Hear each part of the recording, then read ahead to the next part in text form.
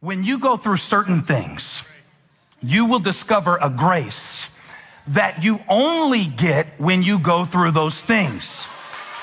And even though the thing is not what you would have chosen to go through, it is going to, I declare prophetically and biblically, it is going to give you grace. So that adversity is the access point by which the extra grace will be released by God. You will go through things in your life, and when you get through them, people will say, how did you get through that? And you will only be able to say, I don't know. God gave me a grace for it. A grace for it. Shout like you know the shepherd. Say, I got a grace for it. Come on, tell your neighbor, I got a grace for it. I'm going through it, but I got a grace for it. And if I've got to go through it, it is guaranteed grace. God will never make me go through what he will not give me grace for. So if you're going through something that you hadn't been through before, you're about to get a grace that you've never had before. I feel like preaching. You're about to receive an anointing, overflowing like you've never known it before. God will fill you for this. Elbow your neighbor, say, he'll fill me for this. This is an event. This is an event. This is an event. I'm getting through this. This is an event. I'm not living here. Don't put this as my permanent mailing address, 301 Valley Road. Don't come visit me in the valley next December, because I'm going through this. Yea, though I walk. Yea. I'm talking about the kind of grace that'll make you say yay as you go through the valley. Somebody shout yay. That'll preach, won't it? Yay. Nobody says yay when the bill's overdue. Yay. That's crazy. David said, yay. I know he meant it a little different. Let's have some fun. Come on, come on, come on. Say yay. I wish you would confuse the devil this week. He's got you in the valley. You know, when they call you and tell you the bad news, and you just say, hang on a second, mute. Yay!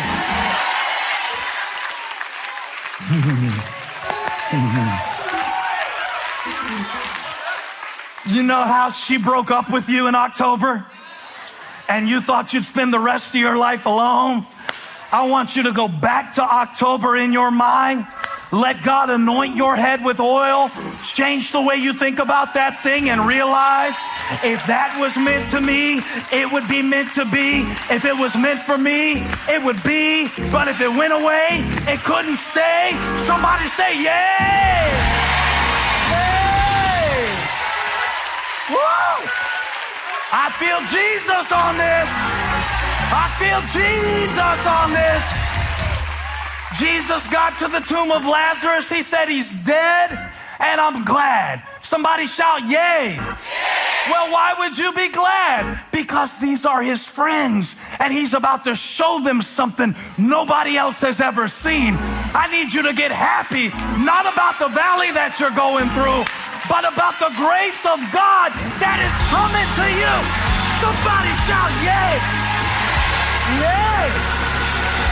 Yay! Yay! Woo! I'm not afraid, because yay! Yay! Now, I'm telling you, this message is real to me. I was shouting like this at 5:45 this morning. I was scared I was going to wake the dog up, and Abbey said he peed on the couch. I think I made the dog pee his pants because I was walking around my living room at 5:45 saying, yay, yay, yay. Those that sow in tears will reap in joy. Yay! I'm going to get up now. Yay! Yay!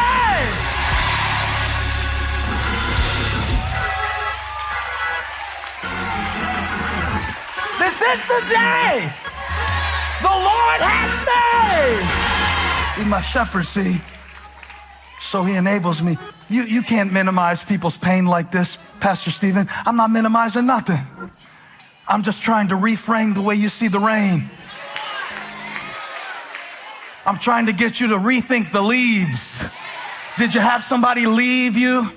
What if that's nourishment for your next season in the soil of your life? I said I'm going through, but watch this. I'm going through. Don't let what I'm going through fool you. I'm going through, but I'm not dry inside. I'm going through, but I'm not without a witness. I'm going through, but God is speaking with me. I'm walking through this valley, but I'm not walking through it by myself. Yea, though I walk. Yea, though I walk. You notice in the text, in verse 5, is this good to y'all? The Lord said 10 people will love this message. 10 people will love this message. He said in verse 5, something was running, and it was the cup. He said, my cup runneth over. But in verse 4, something was walking, and that was you. Yea, though I walk, and the cup runs. I need y'all to help me today because my voice is a little bit weak. And I don't know what I was doing just now, pushing it, because all week, every day, I was recording my book by audio, and I did not hold back. I did not put my late night FM DJ voice on this thing. This was not Boys to Men intro stuff, like tone level, voice level. This is no bass in it. I preached that thing. All 70,000 words. Let me put an advertisement. My new book, Do the New You. February 13th, everywhere books are sold. Pre-order right now at dothenewyou.com. Advertisement. And I did it all week. And one thing I noticed when I was doing it, when I would rush, I would mess up. Because you want to get done because you get tired of hearing yourself talk. How many of you like to hear yourself talk? It's not fun. Okay, so I do this out of love for you. I don't like to hear myself talk anymore. You like to hear yourself talk. And so I'm sitting there listening to myself talk for like the second, third day, and I start trying to talk a little fast like that, and I make 10 mistakes. And every time it got hard, the secret to getting through was to slow down. That's why it said, they that wait on the Lord will walk. Yea, though I walk. Slow down. You're worried because you're trying to get there too fast. You're worried because you're trying to do it all in one day. You're worried because you're trying to keep up with people who are 10 years older than you. You're worried because you're trying to keep up with people who are more messed up than you are. They just hide it better. You're worried because you're trying to take in all the information in human history all in the same device at the same time. Slow down, shut down, and walk through the valley. You want to get out of the valley, I understand. Well, the way through it is to walk. When you run to something else to escape it, you don't become stronger through it. You can't run over if you don't go through. That's the paradox of provision. You can't run over and have wisdom to give others if you do not go through the weakness with God for yourself. That's what the season has been about.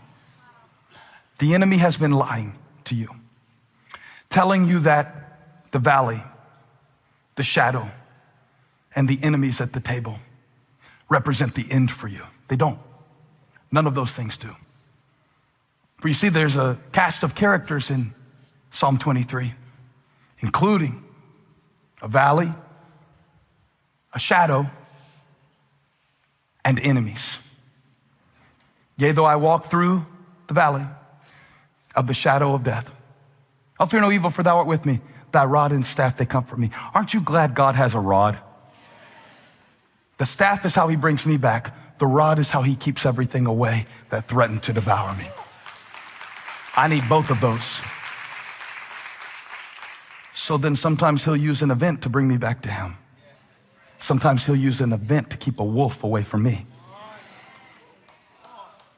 But his identity is the lens through which I view every event in my life, not the other way around. Once I've decided he's the shepherd, that means I'm settled in this. And my cup is running over. Well, where is the cup? On the table. Where is the table?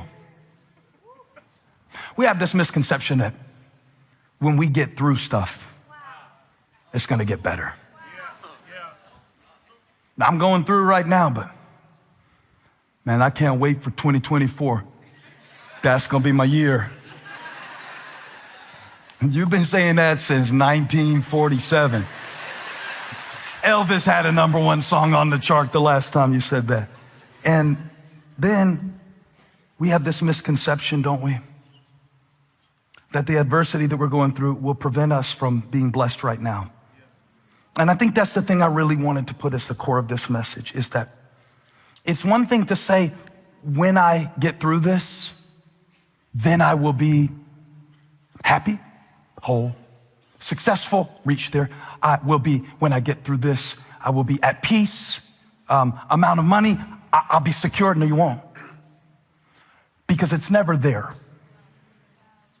He said, out of their trial, in the midst of it, welled up a rich generosity. And David said, my cup runs over at the table in the presence of my enemies, in the shadow of the valley of death. I want to walk through all three of those very quickly. There are three symbols in this text of adversity. Each of them represent adversity. Number one is the valley. You're in the valley. You're going through the valley. You are going through. You will not live there. You will not live there. You will not die there. You will not move your kids and grandkids into that spot in the valley. That's why you're going through it. They won't have to go through it quite like you do. I believe my dad broke the spirit of suicide off of my life by not killing himself, because his dad did. So number one, it's a valley, but I'm passing through. My friend Brandon Lake was telling me a couple years ago, he just wrote a song. I said, was it good? He said, it's just a song about the valley. I said, a song about the valley. He said, yeah, valley represents hard things in our life. I said, Brandon Lake, you have to explain to me what a valley represents in the Bible. You think I'm an idiot? I went to seminary. I know about the valley. Well, a valley is a metaphor in the Bible, and it means anything we go through that we don't quite understand, the low moments and emotions. Shut up, man. I know what the valley is. Sing me the song. I know what the valley is. Do I really? Do I really? I hadn't gone through what some of you gone through. Do I really know the valley? Do I really know the shepherd? Until I've really known the valley? Can I really run over until I go through? And go through and walk through. You don't get the cup full lying down. Did you notice? Whole sermon, LB.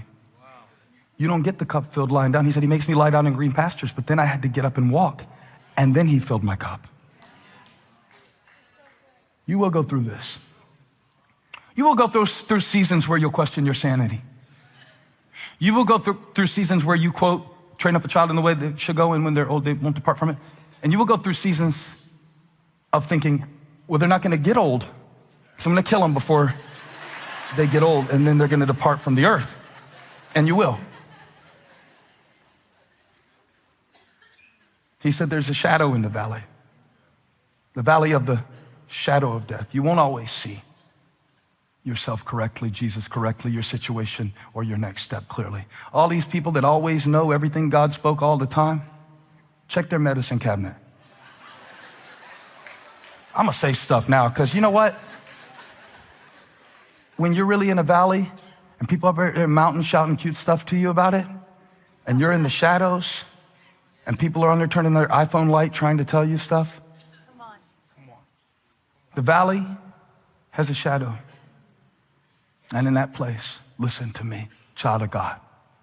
As you walk through that valley, as you move through that shadow, he said there's a table and there's enemies. And at this point, you want to turn around, but you shouldn't. Because that adversity, valley, that shadow, valley, those enemies, insecurities, and things that you've been going through, whether they were launched from hell or whether they came from your own decisions, those things represented in this passage, that valley, that shadow, those enemies, they all represent adversity. But the Lord showed me something. He said, all of those adversities are advertisements.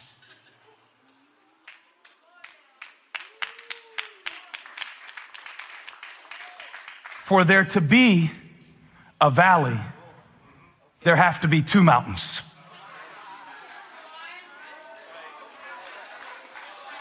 For there to be a valley, there has to be the mountain I came from, which is the last time God did it for me, and the mountain he's taken me to, which is my next testimony and my next level of effectiveness.